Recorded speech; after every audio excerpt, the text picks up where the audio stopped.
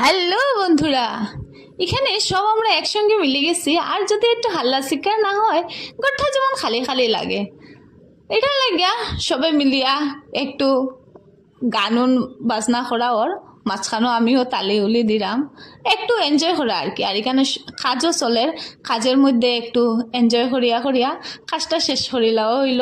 তো কাজটাও গাত লাগলো না, আর এদিকে এনজয়টাও হয়ে গেল। এটাই।